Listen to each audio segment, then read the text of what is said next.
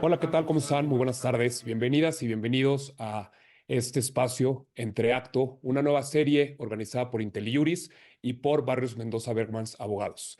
Soy José Barrios y en conjunto con Erika Mendoza hemos coordinado este espacio para tratar temas de coyuntura, de lo técnico a lo práctico, platicar con expertos, expertas, con profesionistas especializados sobre algunos tópicos que tienen relevancia e impacto nacional en el tema jurídico, político, económico, social. Y para inaugurar esta serie, el día de hoy vamos a platicar acerca de las finanzas públicas, más deuda o más impuestos. Y para ello nos acompaña Luis Manuel Pérez de Hacha, constitucionalista, fiscalista de casa en IntelliJuris y un extraordinario amigo, quien el día de hoy nos va a platicar acerca de este tema con que vamos a rebotar una cuestión que pues pareciera árida, ¿no? La verdad es que en mi caso, como abogado postulante, fue hasta el año pasado que tuve la oportunidad de empezar a acercarme a estos temas y te empiezas a dar cuenta que luego ves finanzas públicas, déficit fiscal y cuando no estás en el día a día empapado de este tema, pues le das vuelta a la página mejor porque pues ni meterse a lo que uno no entiende. Y cuando ya empiezas a meterte, empiezas a estudiar, pues te das cuenta que tiene un impacto importante sobre todo, como bien mencionas, en alguno de los artículos columnas que has estado publicando recientemente sobre el tema, en un año eh, clave, un año electoral, un año en el cual se va a elegir a la siguiente presidenta o presidente de la República, se va a elegir a la nueva conformación del Senado y Cámara de Diputados y que sin duda se van a tener que tomar decisiones y ejecutar decisiones en torno a la problemática del déficit fiscal. Luis ha estado recientemente, pues, es parte de su especialidad como abogado y recientemente ha estado muy preocupado y ocupado en dialogar acerca de estos temas y te agradezco mucho, Luis, que hayas aceptado la invitación, pues ahora sí que entrarle hay muchas aproximaciones, pero ¿qué te parece si empezamos con pues, qué es esto del déficit fiscal, ¿no? ¿Cómo impacta en las finanzas públicas? ¿Cómo lo podemos entender de una manera muy aterrizada, ¿no? Primeramente, Pepe, muchas gracias por convocarme a este espacio en donde estoy pasando de borracho a cantinero, ¿no? Usualmente yo soy el que estoy de moderador y de entrevistador en los programas que conducimos en IntelliJuris. Y sí, la verdad, agradezco la posibilidad de atender un tema en el que estoy involucrado qué mejor que hacerlo en el espacio que tú y tu socia han construido, Entre Acto, que además el nombre es potente, poderoso, y aquí estamos entre actos, ¿no? Entre amigos. El tema del déficit fiscal es fácil de explicar. Lo que pasa es que cuando leemos las notas nos confundan que si déficit primario, déficit secundario. El déficit, lisa y llanamente, es que el gobierno está gastando más de los ingresos que está teniendo. Ok, Y sí tenemos un presidente gastalón, la verdad. ok. Y esto ha generado que, sobre todo en los dos últimos años, el 2023 y lo que se proyecta para 2024, que el déficit fiscal sea muy grande. De alguna manera se tiene que pagar el déficit fiscal, se tiene que cubrir. Es decir, déficit es, estamos gastando 200 pesos y nada más tenemos un ingreso de 100. Ok, Nos faltan 100 pesos, eso se llama déficit. Y la forma tradicional, común, como se cubre ese déficit, es con préstamo, como sucede en la vida práctica.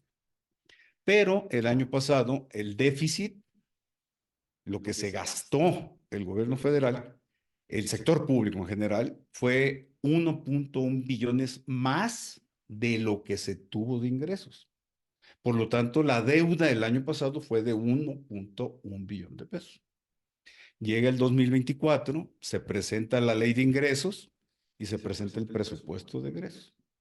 Y resulta ser que se preanuncia o se visualiza que va a haber un déficit fiscal de casi 2 billones de pesos, el doble que lo del año pasado. Si lo ponemos así, pues necesitamos otros 2 billones de préstamo para sumar en 2 años, si bien nos va, porque podría ser mayor el déficit todavía. En 2 años va a ser 3.1 billones de pesos. Ok. Si consideramos que el PIB proyectado para este año es de 31 billones de pesos, eso significa que en solo 2 años el gobierno federal va a asumir una deuda equivalente al 10% del PIB, lo cual es astronómico realmente. Cuando se hacen los ejercicios, sobre todo los economistas que realizan las gráficas, se ve cómo en los primeros 3, 4 años de este sexenio, la línea del déficit es descendente, va en caída pero leve. 2023 da una caída pronunciada y 2024 ya se ve una caída muy, muy fuerte. Esto genera temas. Eh, sí, Permíteme un sí, poco lo que gustes, Pepe. detenerme en esta parte, porque justamente en el momento en que tuve oportunidad de empezar a estudiar estos temas y involucrarme con estos temas fue en noviembre del año pasado. Llega la ley, se publica la ley de ingresos, se aprueba la ley de ingresos, esta ley en la que el Congreso de la Unión establece de dónde van a provenir el 9 dinero, billones de pesos. de dónde van a provenir los 9 billones de pesos para poder solventar el gasto del gobierno federal del siguiente año, es decir, el año que está transcurriendo, 2024. Y nos damos cuenta que efectivamente se habilita a que el Estado mexicano se pueda endeudar hasta por casi 2 billones de pesos, como bien mencionas. Nada más que me llama la atención que si lo comparamos con el presupuesto de egresos, este proyecto que establece la Cámara de Diputados sobre en qué se va a ir y cómo se va a distribuir este gasto, pues vemos que hay una parte destinada de los ingresos a inversión. Entonces, en una lógica financiera, sin entrar a si en México la constitución y la normatividad tiene límites o no al endeudamiento, pero una lógica financiera, pues te endeudas para poder invertir y del retorno de inversión se paga la deuda con capital más costo, el costo financiero. Y nos damos cuenta que en este presupuesto de egresos, se inversión realmente son arribita el 50% de la deuda o lo que se va a adquirir de deuda o se está habilitando para adquirir de deuda. Entonces, ¿qué se va a hacer con prácticamente casi 1 billón de pesos que conforme al presupuesto de egresos no se va a destinar a la inversión? En qué se destinará o cuál? O se vale esto, no se vale? ¿Qué A ver, opinión tienes? es un tema que lo tengo muy analizado. La cobijita está muy chiquita ya, de los ingresos tributarios. Ujú. Está demasiado pequeña. Por eso el gobierno necesita endeudarse con otros 2 billones de pesos. Ok. ¿Sí? 2 billones de pesos respecto de los 9 que va a ser el gasto total, es algo así como el 22, 23%. Quiere decir, una quinta parte del presupuesto se va a cubrir con financiamiento, primero. Segundo, el tema de las pensiones ya está muy pesado. Es 1.1, 1.3 billones. Son danza de billones esto. El servicio de la deuda es lo que se va a pagar de intereses a lo que se tiene de deuda, es 1.3 billones. Eh, si lo vemos en una lógica directa, lo que pasa es que habría que ver, eso no hay acceso cotidiano, cuál es la documentación o la información que presentó la Secretaría de Hacienda a la Cámara de Diputados y a la Cámara de Senadores para la Ley de Ingresos y justificar un empréstito, un endeudamiento de 2 billones de pesos. Pero lo voy a hacer a un lado. Me voy a una cifra muy simple, o dos cifras muy simples. Se van a pagar por intereses de deuda ya contratada del pasado 1.3 billones. Ok. Si nosotros sacamos una cuenta así, muy, muy simple, lo confieso, pero luego las cuentas simples ayudan.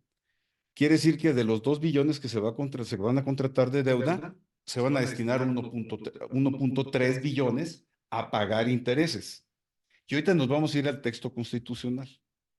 Pero luego nos vamos a los informes que presenta periódicamente la Secretaría de Hacienda y Crédito Público y resulta ser que con estos 2 billones, la deuda total del gobierno federal se va a ir a 14.6, 14.7 billones de pesos. La deuda total. Ok. Por eso ayer el subsecretario Llorio, a la par de la OCDE, así fue como un contrapeso, insiste en un planteamiento que desde el punto de vista de las calificadoras internacionales es correcto. La deuda pública representa el 48% más o menos del Producto Interno Bruto. Efectivamente, tenemos 14.7 billones de deuda contra 31 millones de pesos, billones de pesos de Producto Interno Bruto, pues sí, son más o menos la mitad, los 14.7 billones de pesos. Pero, evidentemente todo esto exige un articulado constitucional. La deuda, el tema de la deuda históricamente ha dado problemas.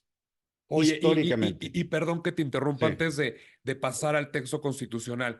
¿Podríamos decir que parte de esta deuda se va a destinar al gasto corriente? O lo estoy entendiendo así? ¿O puede ser que se destine al gasto corriente? ¿O es difícil anticiparlo en este momento?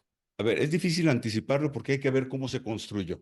Ok, Pero hay una cuenta. Esa cuenta es muy difícil sacarle la vuelta. 2 billones de pesos, tienes que pagar 1.3 billones de pesos de intereses. ok. ¿De dónde va a salir el 1.3 billones de pesos? Entonces, tiene que decir, bueno, va a salir de los impuestos y por lo tanto los 2 billones se van a destinar a inversión productiva, refinanciamiento de deuda o se va a destinar a regulación monetaria, que esas son las condiciones que marca el texto constitucional. Es difícil anticiparlo, pero si quieres ahorita lo Ok. perfilamos porque, a ver, el texto constitucional que tiene una regulación en la Constitución distinta para la federación y para las entidades federativas. Perfecto. En la fracción 8 del artículo 73. Ha tenido varias reformas constitucionales. La federal ha tenido 3, la de los Ok. estados ha tenido más, porque la de los estados ha estado más descoyuntada históricamente. Y siempre el gran pero que ha tenido la deuda externa, la deuda pública, es si se va a destinar a gasto corriente. Incluso la Constitución no prohíbe, no dice, no se destine a gasto A gasto corriente. corriente, Bueno, exacto. pero es lo opuesto, ¿no? Porque la Constitución pone a nivel federal 3 requisitos. Uno, incluso no dice inversión productiva la Constitución, ¿eh? Dice inversión destinada a la generación de ingresos de manera directa, no indirecta, ¿eh? Directa, que ahí tiene muchos asegúnes, ¿no? Porque entonces, ahorita me voy a la ley, lo dice por a propósito de regulación monetaria, eso ha sido siempre necesario.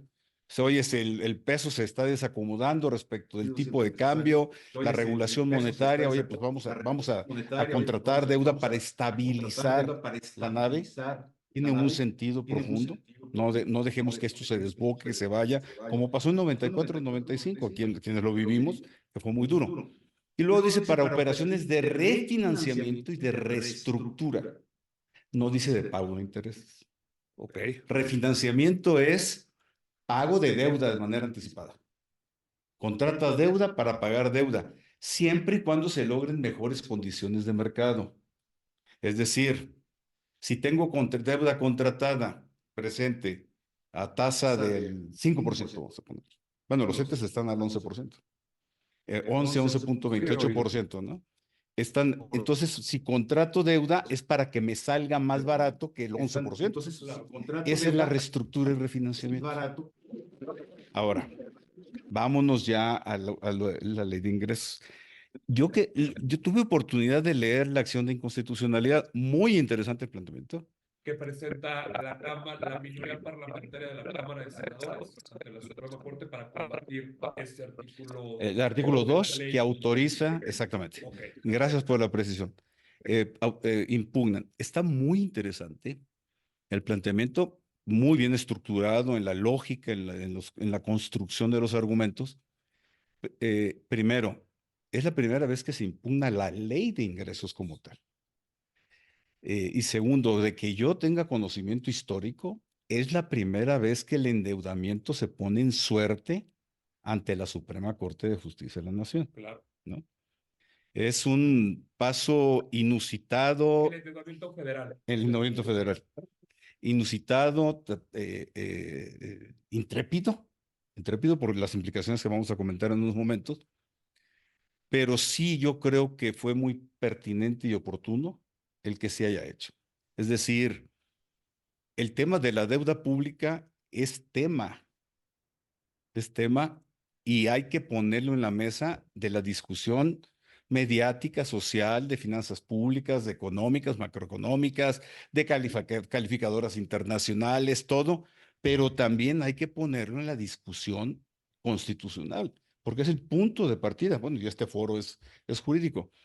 Y aquí a mí lo que me llama la atención, entre otros aspectos, Pepe, es eh, a quién le corresponde demostrar que si es gasto de endeudamiento destinado a los conceptos, los tres partidas que marca la Que Constitución, autoriza la Constitución. le corresponde a los senadores, hablemos de ellos, ¿no? Que promovieron, de minoría, que promovieron la acción de inconstitucionalidad, o, digo, una ley de ingresos no tiene que estar fundada y motivada, pues, o le correspondía a la Secretaría de Hacienda haber justificado ante Cámara de Diputados el cumplimiento de las tres condiciones. Y a la Cámara de Diputados haber hecho la evaluación pertinente de que le correspondía y que es su competencia exclusiva, decirle, oye, sí cumple las tres condiciones y por lo tanto te autorizo. Porque si no estamos en una situación extraña, y yo creo que es lo que detona la acción de inconstitucionalidad. Que pones un punto muy interesante porque la acción inconstitucional como mecanismo de control abstracto, pues no difícil hablar de carga probatoria, ¿no? Cuando tienes la norma. Y pones un punto muy interesante porque realmente no es la primera vez que a través de la acción de inconstitucionalidad se pretende eh, confrontar la ley con la Constitución a través de una prueba. Entonces, pues creo que también ese es otro tema interesante en el desarrollo de esta acción de inconstitucionalidad que tendrán que ver A los ver, senadores. no, te entiendo muy bien. Y en la acción de inconstitucionalidad, cuando leí en su momento, hacen un ejercicio para acreditar que es gasto corriente. Eh, no le llamemos gasto corriente, porque luego hace ruido. Llamémosle gasto de los conceptos no previstos en la Constitución, en el 73, fracción 8. Si le queremos llegar al gasto corriente, está perfecto, no tengo ningún inconveniente. Pero para no caer en ese juego semántico que también hace ruido. Pero yo creo que porque es condición constitucional de autorización del financiamiento de la deuda, quien tuvo que cumplir el requisito ex ante, no ex post. Ahorita, cumplir la condición por parte de la Cámara de Diputados y del Congreso y Hacienda, se me hace que ex post no vale, porque sería convalidar lo que fue mal autorizado en violación de la Constitución. Claro, Sería convalidar o subsanar una violación constitucional que debió haberse previsto ex ante, claro, desde el 8 de septiembre del año pasado que se presentó el paquete económico, claro. ¿no? Eh, para mí, las condiciones y el acreditamiento tuvo que haberse hecho por Hacienda al momento de presentar la autorización y la Cámara de Diputados y la Cámara de Senadores tuvieron que haber dictaminado en el dictamen que tienen que emitir que se cumplían las condiciones constitucionales, porque de otra forma se El quedó procedimiento suelto. legislativo deberá de estar justificado y es algo que la Corte tendrá que analizar. Sí está, sí Sería, está, sería sí está. tu propuesta, que la Corte, al entrar al estudio de la constitucionalidad o no de este artículo que autoriza el endeudamiento, si en el procedimiento legislativo, a través de los dictámenes, a través de las minutas correspondientes, fue justificado o no. Va a ser muy Yo importante estoy ver esta revisión. convencido de eso, porque te voy a decir una cosa. no es que en el presupuesto de egresos tengas que demostrar a qué se dedicó, a qué se destinó los 2 billones de pesos que te autorizaron en la ley de ingresos. Eso me parece muy No, interesante, no, muy no, no, importante. no, no, no. ¿Por qué? Porque la autorización está respecto de ley de ingresos, no de presupuesto. Claro. Entonces, si hubiese una causalidad, la Cámara de Senadores desconoce o ignora esa causalidad. Entonces, no puede pronunciarse sobre la validez del endeudamiento si no conoce la causalidad, que es cómo se va a aprobar el presupuesto de egresos. Lo que quiero decir es lo siguiente. Lo que voy a utilizar una expresión coloquial, tras bambalinas, está haciendo la acción de inconstitucionalidad y que deberá considerarse para ley de ingresos de los siguientes años, Claro.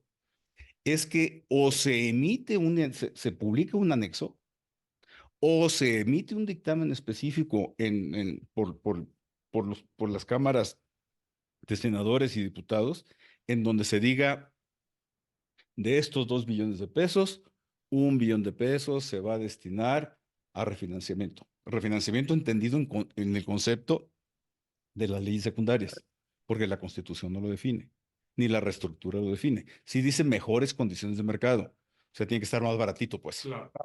Pago de intereses no es refinanciamiento y no es reestructura. A como la pongas, no es. Ahora, si nos vamos a la ley de deuda pública, pues ahí la ley quiere recomponer un poquito las cosas. Desde que empieza a calificar qué se va a entender por inversiones que generen directamente ingresos, Claro. que es lo que dice la Constitución.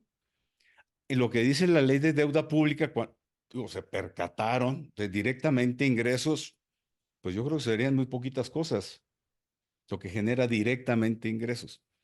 Eh, Porque la función del Estado no es hacer dinero, es cobrar contribuciones, pero no invertir para ganar dinero. Ojo, ¿eh?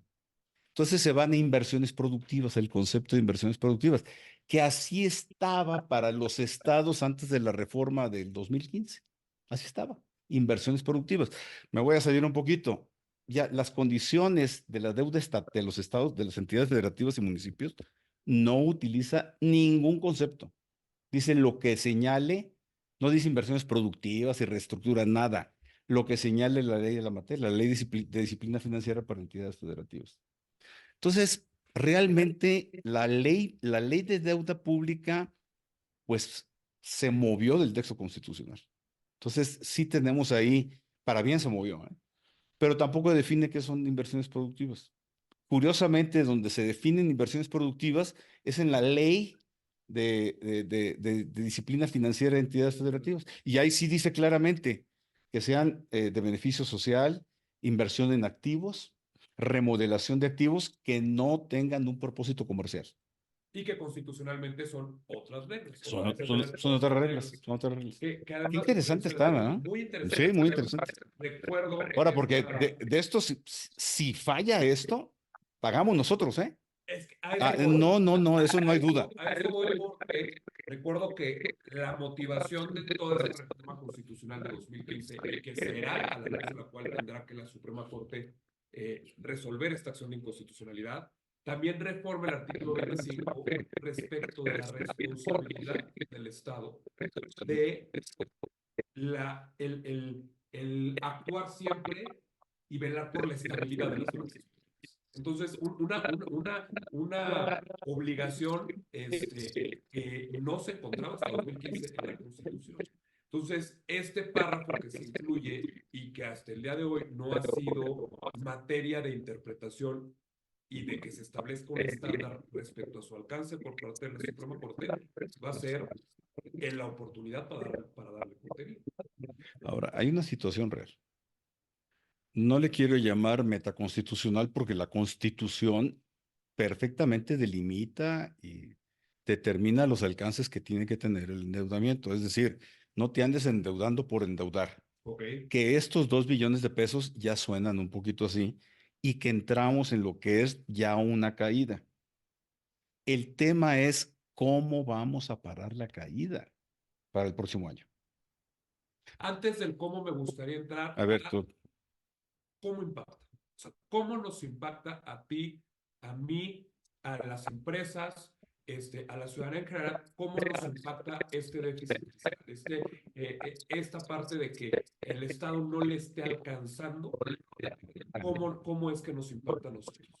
Mira, un proyecto que está sobreendeudado, no lo veamos en términos de PIB, ojo, que es como lo dicen las calificadoras. Yo te voy a poner un ejemplo que ayuda, sino es en términos de flujo.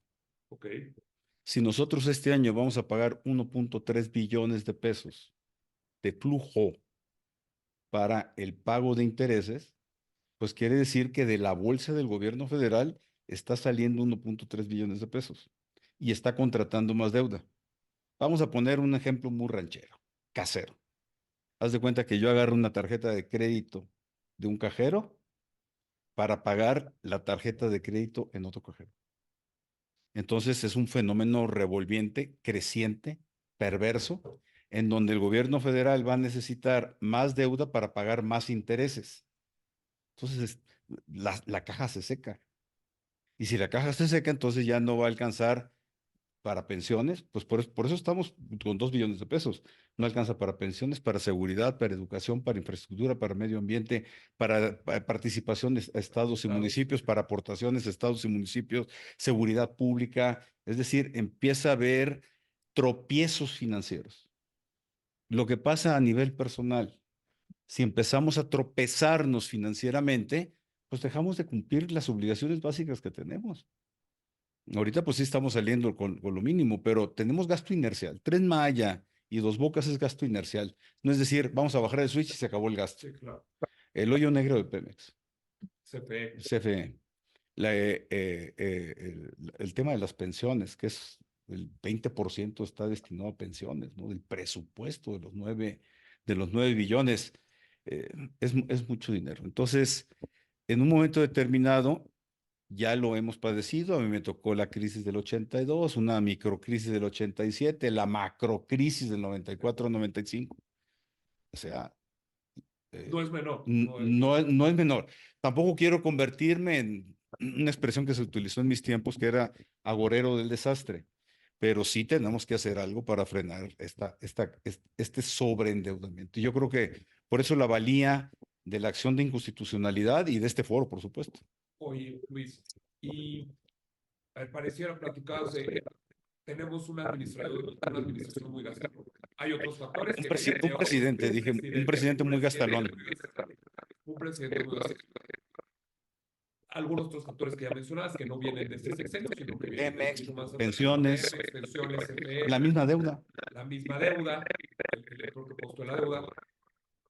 Pero si no, pareciera que esta administración, en conjunto con las mayorías legislativas que actualmente conforman el Congreso, pues se va por una solución de deuda. Estamos en año electoral en donde este año lo vamos a terminar con una nueva presidenta, nuevo presidente, con una nueva conformación. Hay otras alternativas. ¿Tú crees que podría haber algunas otras alternativas para la nueva administración? Me imagino que deben de tener los candidatos estar viendo esto, ¿no? Sí, deben de, porque sí es un tema. La próxima presidenta o presidente se va a encontrar una caja vacía. O sea, Ok. eso no tengan duda. Ok. O sea, no tengan duda. Es decir, la caja está seca. Los datos ahí están. Los datos están. Es que el problema de los números es que son muy objetivos, ¿no? Y no tienen color. El único color que tienen los pesos es el metálico, plateado. No tiene color morena, no tiene color PAN, no tiene color PRI, Claro. no tiene color MC. Dinero es dinero y no hay dinero. El otro día platicaba con un amigo que le entiende también estos temas. Él es economista y me decía, no es que se necesita un plan de choque tipo Milei, ¿no? Pues, bajar todo el gasto público, lo que implica políticamente, el desgaste, El la recorte. legitimación, participa el Congreso, pues a Milei también el Congreso de su país le puso un freno, los sindicatos, no es un tema fácil bajar el switch del gasto, no es fácil. Y electoralmente y políticamente trae un peso que no cualquiera No, está y, viendo. y en año electoral, ¿no? Y en año En electoral. año electoral. Pues, y además un presidente gastalón que no va a querer dejar de gastar hasta el 30 de septiembre. Claro. Pero el otro que tenemos que voltear a ver son los ingresos tributarios. definitivamente. Nada más que los ingresos tributarios, y ahí empezamos a escuchar eh, que se dice, bueno, es que hay que aumentar impuestos. Esa receta, ahorita en temporada electoral, es suicida. Ya quisiera ver a alguien que diga, una de las candidatas o el candidato de MC, que diga, vamos a subir 1 punto el IVA, ¿eh? Porque se requieren, si lo vamos a subir, necesitamos subir a 4 o 5 puntos, al 20%. No, es un escándalo, es un suicidio electoral, político y social, completamente. Por el otro, no, bueno, pues es que hay que subir el impuesto sobre la renta. Ahí quienes resultan más perjudicados son los ricos, nunca van a pagar impuestos. Es una aspiración histórica, centenaria. Porque esa es otra. Pero bueno, ya, no, no, pero eso es otra plática. Es otra plática. Pero entonces no vamos a subir el impuesto sobre la renta. Quienes son los más perjudicados son los trabajadores. En el 2014 se aumentó la tasa y tarifa del impuesto sobre la renta y evidentemente pues afectaron a los trabajadores porque se jala la tarifa. Claro. Y entonces los trabajadores tuvieron una reducción de salario. Hay un tema hoy con el salario mínimo, tú me dirás si esto es lo correcto o no, de que ahora con el aumento del salario mínimo ya hay una discrepancia. Bueno, ese es otro tema, ese es otro tema, pero sí, es que la tasa, los rangos bajos de los salarios no estaban grabados por el impuesto de la renta. Como el salario mínimo se ha aumentado un 110%, pues se salieron de ese rango mínimo, entonces ya están grabados. Entonces, pero eso pasa por no reformar las leyes fiscales. Pero bueno. Regresando a las soluciones. Veamos, deuda, ya vemos que es insostenible en la manera en la que se ha venido haciendo para los siguientes ejercicios. Ojalá que la Suprema Corte resuelva esta acción de inconstitucionalidad antes de que concluya el año, porque Si no va a quedar sin materia. Es muy importante que lo haga, ¿no? Ya este ejercicio se va a ejercer el endeudamiento. En enero se anunciaron los bonos en mercados internacionales, que me imagino un dineral, que viene en dólares. O sea, el fundamento de esa es este artículo segundo. Entonces, bueno, ojalá que para los siguientes ejercicios la Corte lee. Pero ya vemos que, como está, es insostenible. Segundo, el tema de reducción de gastos. Tú también lo mencionabas un poco, el decir necesitamos alguien que se aviente al estilo equilibrio, ¿no? Y bajarle el switch al gasto. Y por otro, impuestos. Y aquí me gustaría más impuestos o más recaudación. ¿Dónde? No, definitivamente mayor recaudación. Ahorita que estabas diciendo tú en la reducción del gasto. Okay. En alguna ocasión, cuando era secretario de Hacienda, el finado Carlos Ursúa, me tocó escucharlo en una conferencia que decía, oigan, es que se nos presiona mucho para reducir gasto. Dice, pero no tenemos margen de reducir gasto. Tomaba las partidas, puso el tema de las pensiones. No se puede reducir las pensiones. ¿Cómo reducimos el pago de los intereses a la deuda? Las transferencias a estados y municipios. Empezó a hacer cálculos y decía, bueno, pues podemos quitar cositas muy chiquitas. Por eso tendría que ser un plan de choque tipo Milei, ¿no? No hay que aumentar impuestos. A mí me parecería totalmente contraproducente, pero además tiene un efecto colateral. En México lo que tenemos un problema es de evasión fiscal, muy grande. Reformas fiscales van, reformas fiscales vienen, y los ingresos tributarios, quitando los ingresos petroleros, pues andan en el 13,5%, 13,8% respecto del PIB. Ahí estamos. Hubo años que era más patético esto, andábamos en el 8%, nada más que los ingresos tributarios, petroleros eran del 12, 13%. Entonces digamos que ahí se compensaba todo. Sí tenemos que incrementar la recaudación tributaria. Y me voy a poner el ejemplo que quería hacer en un momento. ¿Por qué las calificadoras piden del PIB y lo que importa para efectos internos es flujo? Okay. Vamos a poner que en este edificio donde estamos vale 1 millón de pesos, pero genera de ingresos por rentas, pues 1,000 pesos. Si tú vas a un banco, el banco no te va a prestar sobre el 1,000,000 de pesos, te va a prestar sobre los 1,000 pesos. Entonces tú puedes ser patrimonialmente muy rico, 1 millón de pesos, pero en flujo no tienes flujo ni para pagar tarjetas. Claro. Si lo trasladamos al caso mexicano y de otros países, pues tenemos un PIB de 31 billones de pesos y el endeudamiento es del 50%. Digamos que visto el endeudamiento versus el patrimonio, porque no es un patrimonio, sino es la generación de riqueza en un año, pues están en términos razonables. De hecho, muy razonables en estándares mundiales, ¿eh? Muy razonables. Pero resulta ser que no tenemos flujo. El problema es el flujo. Por eso andamos pidiendo 2 billones prestados y el año pasado 1 billón, porque no tenemos flujo. ¿Y de dónde viene el flujo? Pues de los ingresos tributarios. Y yo creo que sí tiene que haber un plan maestro, una idea de fiscalización eh, pues muy decidida, muy determinada y de combate a la evasión fiscal. No, no es fácil, ¿eh? Porque la evasión fiscal ya se ha sofisticado mucho. Ahora, este problema lo tienen en todo el mundo, no solo México. Claro. Los países del mundo no hayan qué hacer con la evasión fiscal. Nada más que tienen mecanismos más efectivos. Yo hoy pongo un ejemplo.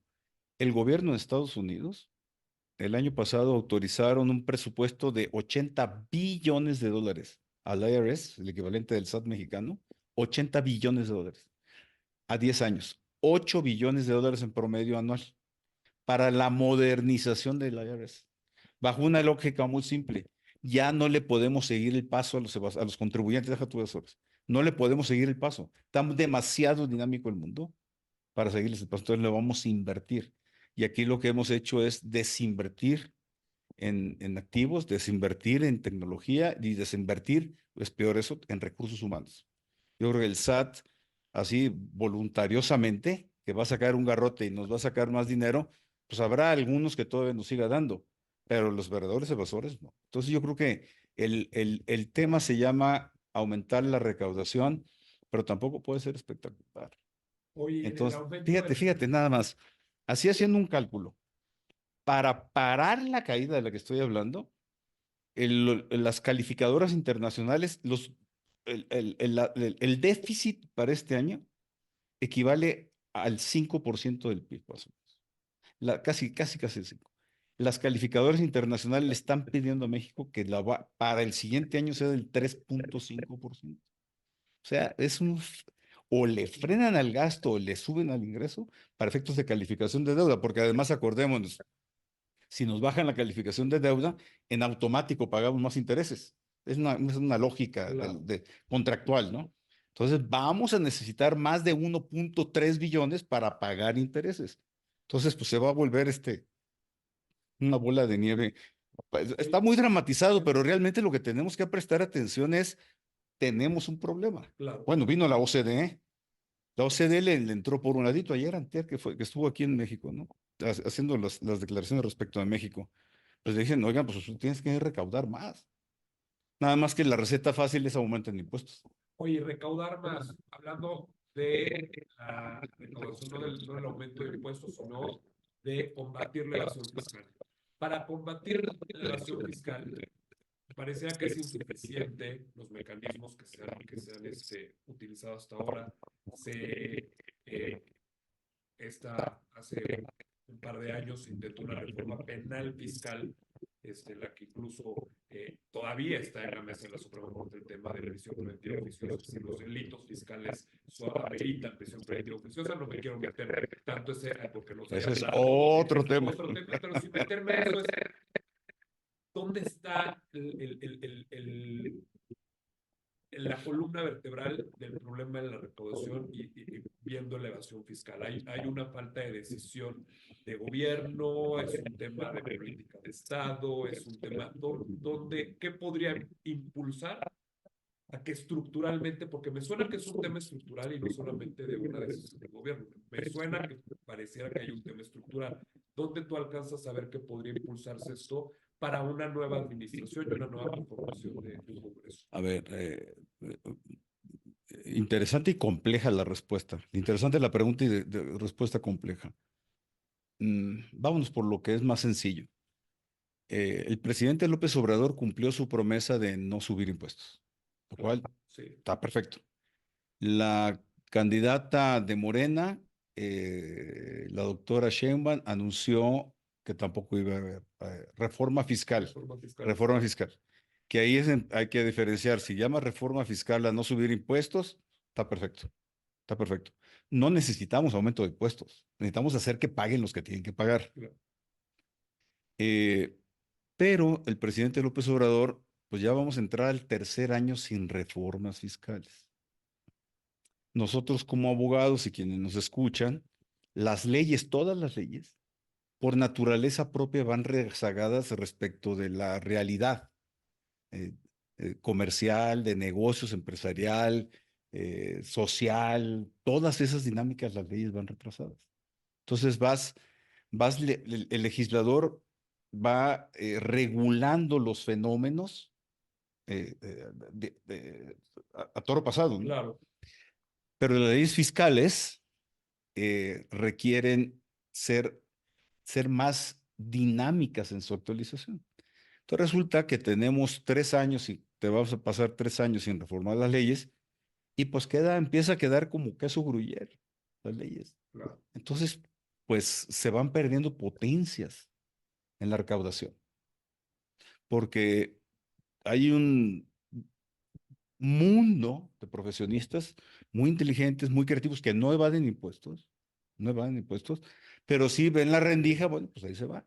Y crean nuevos modelos y por ahí se va.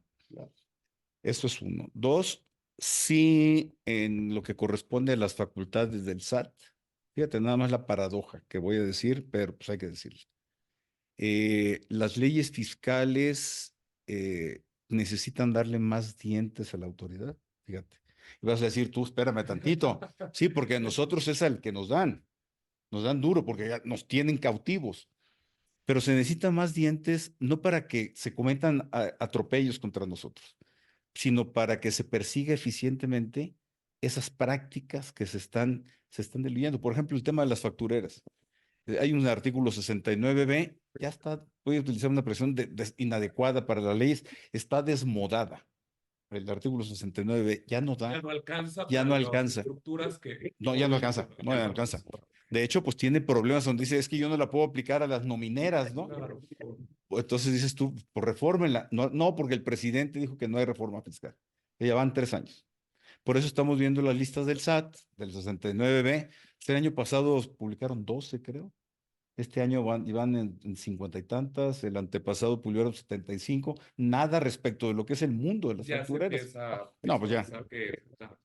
Y luego hay a nivel mundial, las miles de mentes más privilegiadas, especialistas en temas de finanzas públicas, en temas fiscales, están pensando qué hacer con el tema de la evasión fiscal.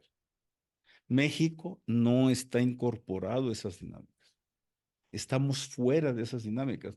Entonces, aquellos están creando tecnología de punta, versión 4.0, y nosotros vamos 10 pasos atrás en la tecnología 1.0, ¿no? Es como si tú utilizas el programa, pues traes en la versión 1.0 y me dices, no, pues vamos en la 22.33.5, ¿no? Yo creo que México tendría que incorporarse para abrevar, incorporar lo que se ha generado en el mundo en los últimos 2, 3 años para perseguir la evasión fiscal de alto perfil. Claro. La vía penal, ¿crees que tiene que ser a través de la vía penal estos dientes de los que hablas? ¿O no Sí. forzosamente? Sino Es que ya está, lo penal ya está, hay que aplicarlo, ¿no? Hay que aplicarlo. Y ahorita cierro aquí. En México, ¿qué problema tiene el tema de la evasión fiscal? Y hablemos de la evasión fiscal común, incluso la sofisticada. Del SAT hace una investigación, llega a una determinación conclusiva de que hay evasión fiscal. Lo pasa a Procuraduría Fiscal. El trámite burocrático, la información va y viene, hay fuga de información. Y aquí se viene la Fiscalía General de la República a una unidad especial en delitos fiscales y financieros. Aquí el cuerpo está un poco inorgánico, desorganizado. Hay mucha rotación de ministerios públicos que no son especialistas en temas fiscales. Entonces, para procesar lo fiscal desde la perspectiva penal y de ahí consignarlo a un juez, bueno, consignar, ya es judicializar el caso ante un juez, Pues son 4 etapas muy largas. Hay mucha información, hay deficiencias, hay cruces, falta de capacitación, me imagino. que falta de Falta de capacitación. capacitación. Entonces, la conclusión para responder tu pregunta, yo creo que tiene que haber un plan integral, un plan nacional contra la evasión fiscal, definitivamente. Es Oye, día de veras, ¿eh? es, Si no, no va a aumentar la recaudación, ¿eh? Es decir, si no sentimos, lo que pasa es que luego dicen, no, es que van a cometer atropellos. Sí, yo creo que eso es lo que hay que evitar, ¿no? sí, el problema no está en la prisión preventiva de oficios, el problema está acá abajo en aplicar lo que tenemos las herramientas que se tienen y una decisión de realmente Pero fíjate, una voluntad política tal vez también. en la voluntad política, Una no es una voluntad decisión de política, Estado, es decisión de una Estado, decisión de Estado, o de sea, una Estado. voluntad Así, política para hacerle frente al tema. porque si no se ve como decisión de Estado, no va a crecer la recaudación. Es decir, una decisión de Estado en donde todo quede sincronizado y coordinado, respetando la autonomía de la Fiscalía y del Poder Judicial de la Federación, no golpetear y hay que hacer las cosas, ¿no? Y hay que hacerlas con convicción y convenciendo, y profesional, técnicamente bien elaborado, para no cometer atropellos. Fíjate, nada más para no dejar viva la prisión preventiva oficiosa. Yo cuando tengo oportunidad en los foros de hablar de la prisión preventiva en delitos fiscales, Sí. yo afirmo que en realidad lo que no se puede es si nos conformamos con la prisión preventiva oficiosa, es que el Estado no puede perseguir la defraudación fiscal. Está incapacitado para obtener sentencias condenatorias. Entonces me conformo, Pepe, que tú te quedes 2 años en la cárcel, el tope máximo, si no es que te va mal como la exsecretaria de Sedesol, que se fue 3 años, cuando la Constitución marca 2 de prisión preventiva oficiosa. Entonces nos damos por bien servidos, hablo como si fuera el Estado, con 2 años de prisión porque presumí y nunca te probé que eras evasor fiscal. Yo creo que esa lógica hay que Y romperla. problema de trabajo. Y el problema fue justo. No, ok, no, clarísimo, clarísimo. Me gustaría tocar un par de puntos adicionales respecto al tema de recursos. Mencionabas, no, sin entrar al tema de que los ricos paguen más. Estaba leyendo que es todo un tema y nos Eso, estaríamos hablando sí. extraordinarios. Pero leí un artículo en el que mencionabas como una de las conclusiones la posibilidad de explorar los famosos impuestos Uy, extraordinarios. uf. Un poco, ¿no puedes explicar qué son los impuestos extraordinarios y por qué lo visualizas como una que ya han existido, ¿no? Y que ya, y te digo, y voy, quiero detenerme aquí por lo que está pasando en las entidades federativas en el que el gobierno les está dando la llave. ¿Qué es lo que Por las están teniendo que hacer? participaciones federales, ¿no? Porque Exactamente, han bajado las han tenido, participaciones. A han ver, tenido que empezar a ellos a exponer, a establecer impuestos locales. Entonces, vámonos primero a los extraordinarios. a los extraordinarios. A ver, estaba yo diciendo que el mundo se está moviendo. Sí, Entonces dijeron, oigan, pues tenemos un problema de ingresos, pero hay países que están o sea, si México está endeudado, hay otros que están infinitamente más endeudados con nosotros. Estados Unidos, la deuda de Estados Unidos son trillones de dólares. Y además, los principales tenedores de bonos de Estados Unidos son los chinos. Esas paradojas que existen, ¿no? España, Portugal, Francia, Inglaterra, Estados Unidos están sobreendeudados. Me refiero a la Unión Europea. Alemania pues anda batallando también con temas presupuestales. ¿Qué están haciendo en el mundo? Bueno, pues, ¿qué vamos? O sea, establecer aumentar los impuestos, no, no, porque bueno, en España tuvieron elecciones, ¿no?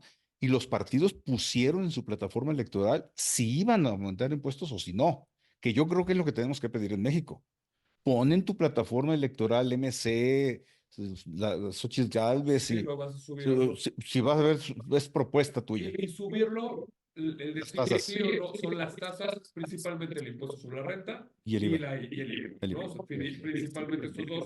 Y por eso nos vamos a otro tipo de soluciones, como son impuestos especiales, impuestos Ahora, la extraordinarios. lógica mundial es, a ver, ahora en estos años que han estado duros, que la pandemia y pospandemia, ¿quiénes han ganado dinero de veras? No, por los bancos, eso no hay duda, ¿eh? Oigan, pues un impuesto extraordinario a la banca, a la banca. Existe en En algunos algunos países sí, en países. europeos sí, por supuesto. Y lo dijeron también, ¿quiénes han ganado mucho dinero? No, pues que las empresas de energía. Bueno, pues establezcamos impuestos. Nada más que empieza ahí a diferenciarse, oye, Estados Unidos. A ver, las energías contaminantes las vamos a grabar, las energías limpias no solo no las vamos a grabar. El programa que lanzó Biden el año pasado y que lo fue aprobado por el Congreso, les vamos a dar créditos fiscales por billones de dólares a energías limpias. Fíjate, ¿no? Entonces se van manejando. De un lado sacan y de otro le meten. Y el impuesto a las grandes fortunas. Así, vamos contra los ricos, O ¿no? sea, no O es por, ricos, es por, ricos, súper ricos. sí. O sea, no, Y sobre todo que hay un movimiento ahí que se llama Tax the Rich, o sea, que paguen los ricos, pero es una... es que ¿quién es rico? Que ahí es, no, son los... o sea, O sea, ¿quién es rico? se establecen criterios en cada país. Y digo, hay países que están hay muchos ricos, en Estados Unidos, en Europa, pues hay muchos ricos. En México, pues de las grandes fortunas, pues habrá varias, pero así muchas no, ¿verdad? Claro. Eh, eh, Incluso a nivel constitucional en España hubo un debate muy fuerte si el impuesto a las grandes fortunas volaba, jalaba, y el impuesto a la banca también. Evidentemente la banca se defendió. Pero entonces tenemos esa situación en donde en México, conforme a los criterios que se han pronunciado, en México no es la primera vez que se quiere grabar a los ricos. Allá por los años 70, ya esta es parte de la historia, a mí me tocó estudiarla, yo estando en la Libre de Derecho, este impuesto existió, el impuesto a las utilidades brutas extraordinarias de las empresas. La Suprema Corte, séptima época, inconstitucional.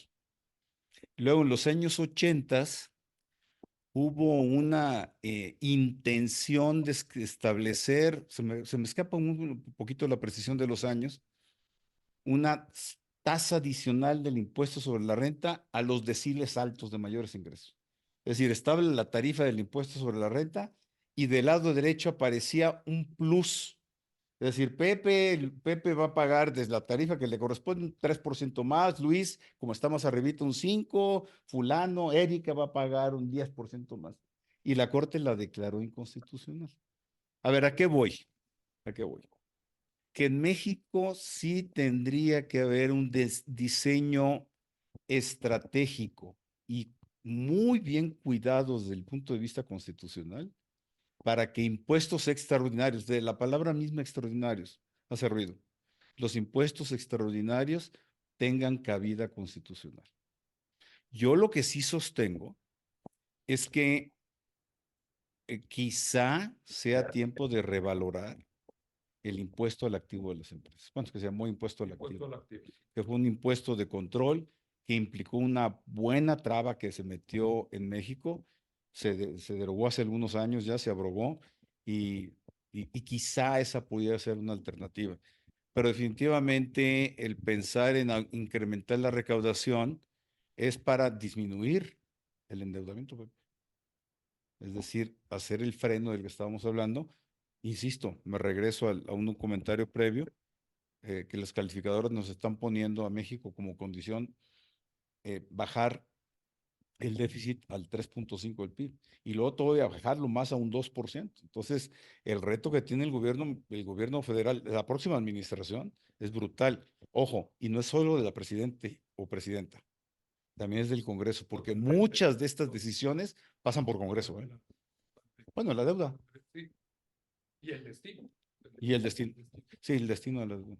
Oye, y no me gustaría cerrar sin platicar un poco el tema del acto en los estados y en los municipios. O el tema de se hace que el gobierno federal le cierre la llave a los estados y lo que está pasando es que los estados han tenido que empezar a imponer ciertas contribuciones, juegos con apuestas y sorteos, los famosos impuestos Lo ecológicos, que da la creatividad, lo ¿no? que da la creatividad de los estados y que también, pues, en muchos de ellos, a veces la falta de técnica legislativa, pues terminan en un año, 2 años, las empresas, los contribuyentes promueven amparos, resultan fundados en unas ocasiones, en otras no. ¿Cómo ves esa situación a nivel estatal? Fíjate que es compleja, muy compleja porque ahorita se me va el número, cuál sería el número actual, pero todavía hace 2 o 3 años el promedio de las finanzas estatales dependía de participaciones federales, 92%, 93%, prácticamente todo. como la recaudación neta participable ha caído, entonces la distribución de participaciones federales se ha minorado. Eso por un lado. Por otro lado, hay estados que están patéticamente sobreendeudados y mucha de esa deuda se contrató para gasto corriente, definitivamente. El valor de esta acción de inconstitucional que se está presentando, pues es que reaviva todo el tema. Claro. Reaviva todo el tema. Entonces están sobreendeudados, garantizadas las participaciones, teniéndose como garantía las participaciones federales en fideicomisos ad hoc. Entonces, cuando cae la participación federal a un fideicomiso, pues primero se paga a acreedores, que son bancarios, y el chorrito que queda, pues bueno, puede ser chorrito chiquito, más chiquito, un poquito más grandote, pero es chorrito. Claro. Es lo que, lo que un amigo mío, secretario de Finanzas muy brillante de Sinaloa, paisano, decía, aquí lo que vale al Estado es cuánto queda de ingreso neto disponible de las participaciones federales, después de pasar por los fideicomisos. Lo mismo, cuánto me queda de flujo, ¿no? Muchos estados tienen ese problema. Entonces, además, se bajan las participaciones que está recibiendo la federación, pues el golpe es más seco. La deuda, pues seguirá siendo una alternativa, nada más que está totalmente condicionada en la ley de disciplina financiera. Hay topes y los semáforos que tienen alguna efectividad, pero fíjate que voy a hacer aquí un anatema, si se me permite. Por supuesto.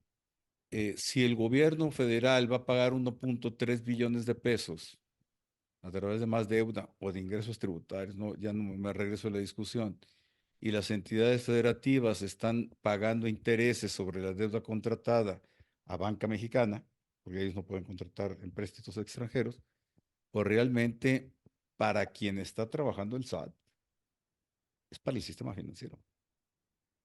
Eso es muy importante considerarlo. Que nos da para otro binario, pero entonces Pues si invitas a alguien, invitas a alguien que tenga ganas de pelearse con el sistema financiero, ¿no? Oye, perfecto. Y pequeña, pequeña y mediana empresa, ¿cómo lo ves? Que estaba buscando ahorita el dato, 99.8%. 8% de las unidades económicas del país son micro, pequeñas y medianas empresas. Entonces quiere decir que el punto 2 son grandes empresas, ¿no? Que escapan.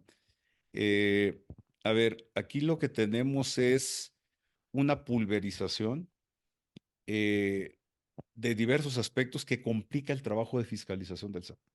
Okay. Sí trabaja. Y súmale la parte de los informales, ¿no? Claro. Ahora, muchos de esas micro, pequeñas y medianas empresas son informales puros, es decir, 100%, porque el hecho de que estén censadas como micro, pequeño y medianas empresas no quiere decir que estén en economía formal. Ojo, ¿eh? Es muy importante.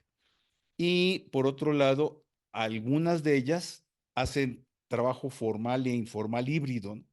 Una parte de sus actividades son formales y otra parte de sus actividades son informales. Un caso típico son los restaurantes, ¿no? No se reportan todas las obligaciones No, que se tendrían que reportar. ni se tienen todos los trabajadores, etcétera. Entonces, sí hay un tema, yo creo que las micro, pequeñas y medianas empresas tienen el riesgo de que si hay una crisis financiera, pues el tsunami es demasiado grande, ¿no?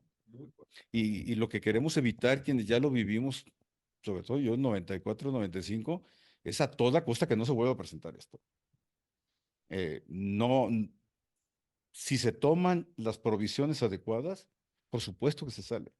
No estamos en una situación crítica extrema todavía. Pero si no se presta atención, pues yo creo que por eso yo insisto mucho que los candidatos, todos los candidatos a puestos de elección popular en su plataforma de partido, digan, a ver, ¿qué vamos a hacer con el tema de los impuestos, ¿no? Porque, y con esto cierro, Pepe, si están dale y dale, que estamos bien en la deuda, estamos bien con la deuda y estamos bien con la deuda, es que no estamos bien con la deuda, porque si no, no hubiera necesidad de justificar la deuda, ¿no? Que estamos bien con la deuda.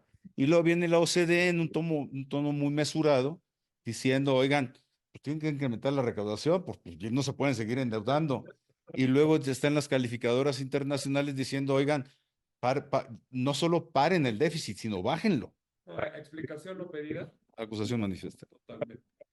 Entonces, y la verdad es que es preocupante porque pareciera entonces que un aumento de impuestos, un aumento de recaudación, digamos, desde un punto de vista agresivo, pues también se genera mayor informalidad, ¿no? O va a traer como consecuencia, pudiera traer como Hay dos efectos. Uno, mayor informalidad. okay.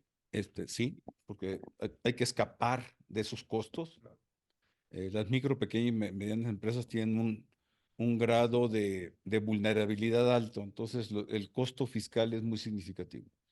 Y por el otro lado, en otros sectores, si aumentas la tasa del IVA 20%, al 20%, el impuesto de la renta lo mandas al 40, 42%, como estuvo hace muchos años, pues también hay ciertos sectores a los que les vas a avivar la codicia para seguir aprovechando más los espacios que está dejando la autoridad fiscal descubiertos y que propician la evasión fiscal, o más bien no frenan la evasión fiscal.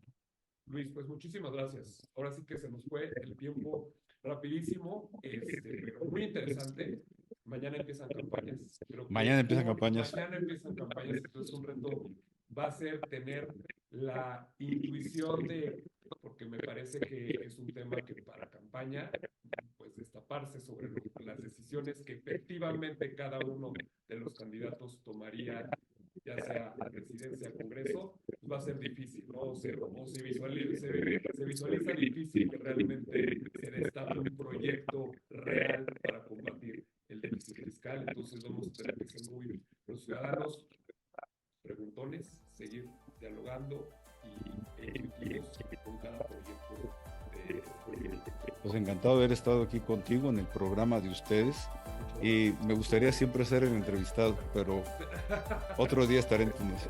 Gracias, Pepe, muchas gracias. Muchísimas gracias a ti, muchísimas gracias a todas las personas que se prepararon.